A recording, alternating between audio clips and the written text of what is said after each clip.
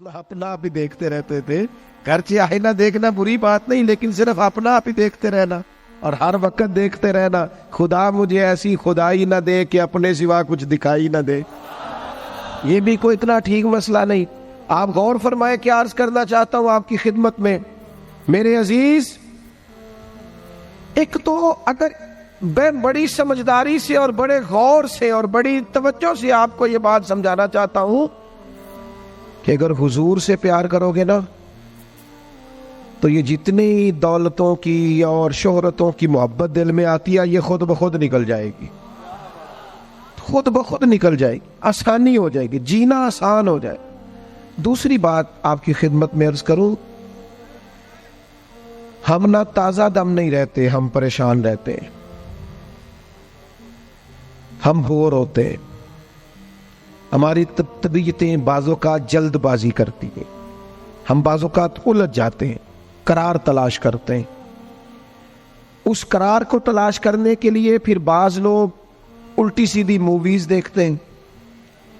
بعض لوگوں کا خیال ہے کہ شاید میں کوئی لطیفہ سنوں گا تو معاملہ ٹھیک ہو، پھر اس کا نتیجہ بھی نکلا ہے لطیفے سننے کا. اب لطیفے سنانا بھی اتنا بڑا کام ہو گیا ہے کہ مولوی ہے پگڑی داڑھی والا لیکن اس کے نام کے نیچے لکھا فنی مولوی.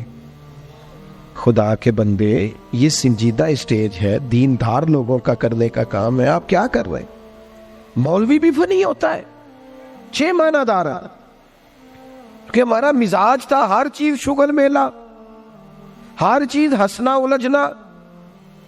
میرے عزیز ہم چونکہ سکون چاہتے تھے، کچھ نے ادھر ادھر کی مووی دیکھ لی، کچھ نے ہنس لیا، کچھ سیر کو چلے گئے، کچھ کا خیال تھا کھانے کھا لیں گے تو سکون آ جائے گا.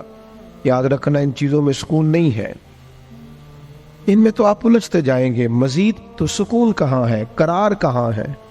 آپ کبھی صحابہ کی زندگیاں دیکھیں نا، حالات جس طرح کے بھی تھے نا، ان کو جو سکون ملتا تھا وہ رخ مصطفیٰ سے ملتا تھا. ان کی طبیعت پوری لگ گئی تھی کہ حضور علیہ الصلوۃ والسلام کی جو یادیں ہیں وہ دل کو تازہ کرتی. ان کا خیال تھا کہ بہار اگر کسی چیز کا نام ہے تو وہ ذکر مصطفیٰ ہے، یاد مصطفیٰ ہے اور دیدار مصطفیٰ ہے. اعلیٰ حضرت مفتی ہیں، فتویٰ دیتے ہیں. اعلیٰ حضرت مفسر قرآن ہے، کنز الایمان بذات خود ایک تفسیر ہے، ترجمہ ہی تفسیری ہے. اعلیٰ حضرت محدث ہیں. وہ جب احادیث مبارکہ کا حوالہ دیتے ہیں تو یوں لگتا ہے کہ جیسے بڑی گہری نظر ہے ان کی، راویان حدیث پر بھی، اصول پر بھی، اور حافظہ بھی مضبوط ہے حفظ حدیث کے لحاظ. ساری چیزیں ان کے پاس تھیں، لیکن وہ پتہ کیا کہتے تھے؟ کہتے تھے یہ جو میرا دل چمکدار ہے نا، اور یہ جو میری طبیعت ہلکی پھلکی ہے، اس کی وجہ یہ ہے کہ ان کی مہک نے دل کے غنچے کھلا دیے. یہ میں نہیں آپ کو تقریر سنا رہا، میں تو جذبات کا اظہار کر رہا ہوں.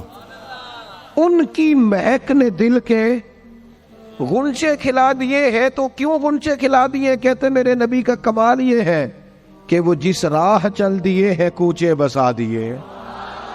وہ جس راہ بھی چل دیے ہیں کوچے، حضور پر تھوڑا گزر جائے تو کام ہو جاتا ہے. قرار، سکون، سارے دکھ مٹ جائیں گے اگر دل حضور سے لگا لو گے، اگر محبتوں کا مرکز رسول پاک کو بنا لو گے. آپ دیکھیں احد کے میدان کے اندر کافر نے ایک بڑی عجیب سازش کی مسلمانوں کو پریشان کرنے کے لیے. اور بھئی آپ لوگوں کی وجہ سے اگر اتنے لوگ تکلیف میں ہیں تو آپ کو سمجھ جلدی سے بیٹھ جائیں جی، جلدی سے جی، فیصلہ کرنے میں اتنی دیر، اللہ آپ کو سلامت رکھے، بیٹھ جائیں جی. اب آپ کھڑے ہیں جناب، آپ بھی بیٹھ جائیں، اللہ آپ کو برکت عطا فرمائے. اچھا ایک بندہ محفل میں کھڑا ہو جاتا ہے موبائل لے کے، اللہ انہوں سمجھنا چاہیے کہ باقی سارے کل بھی ہیں موبائل.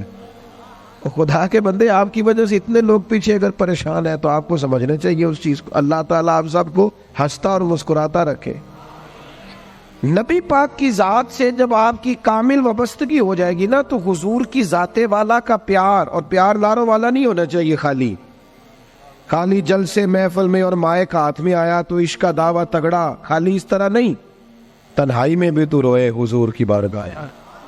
ایک محفل میں ایک دفعہ حاضر تھا تو ایک نعت خواں بچہ میرے پاس آیا، کہنے لگا جی میری سفارش کر دیو، میں بھی حضور دی بارگاہ چ حاضری لوانی ہے۔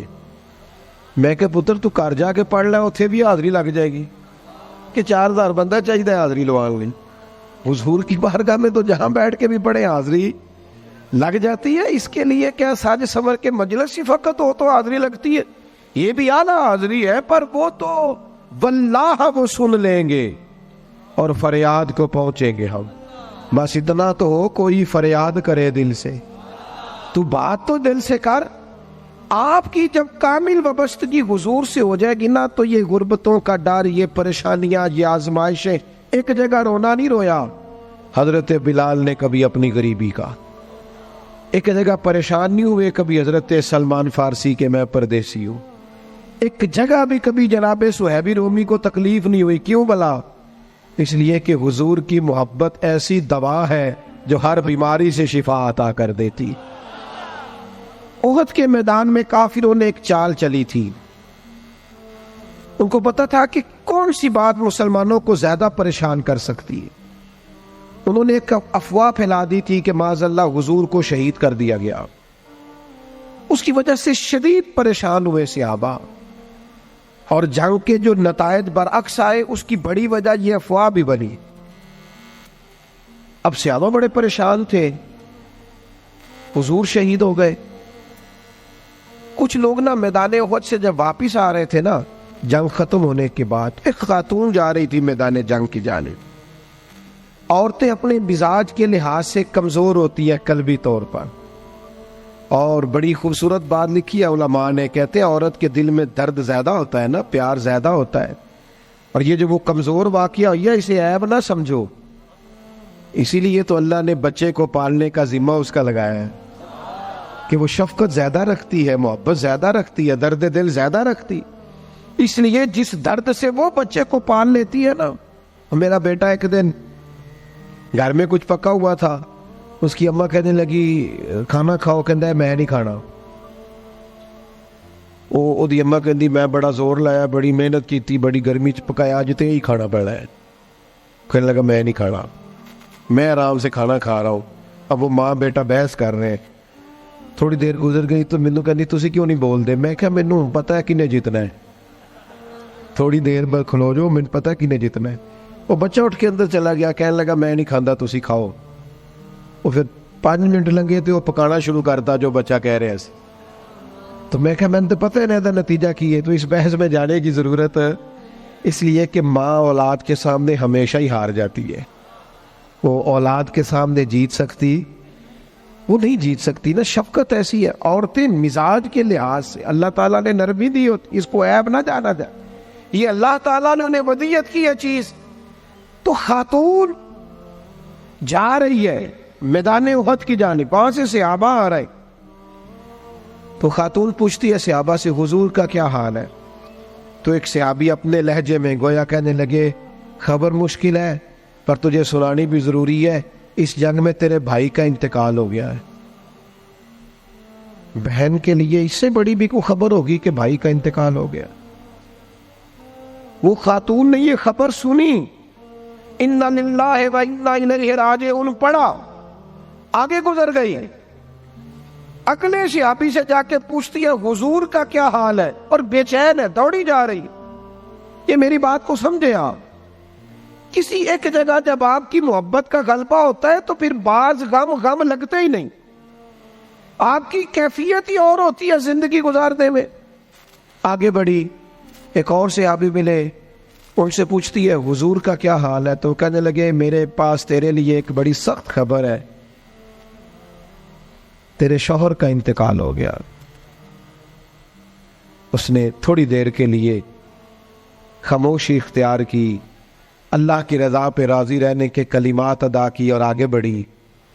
ایک اور شخص سے سوال، یہ ذرا سوچتے جانا، یہ خبریں اگر اچانک ملیں، بھائی چلا گیا ہے، باپ چلا گیا ہے، اس کو سوچنا، اپنے اوپر طاری کرنا، خدا نہ کرے ایسا ہو، پر جب خبر ملے تو کیفیات کیا ہوتی ہیں۔ وہ خاتون آگے بڑھی تو ایک شخص اور ملا، پوچھتی ہے ذرا بتاؤ نا حضور کا کیا حال ہے؟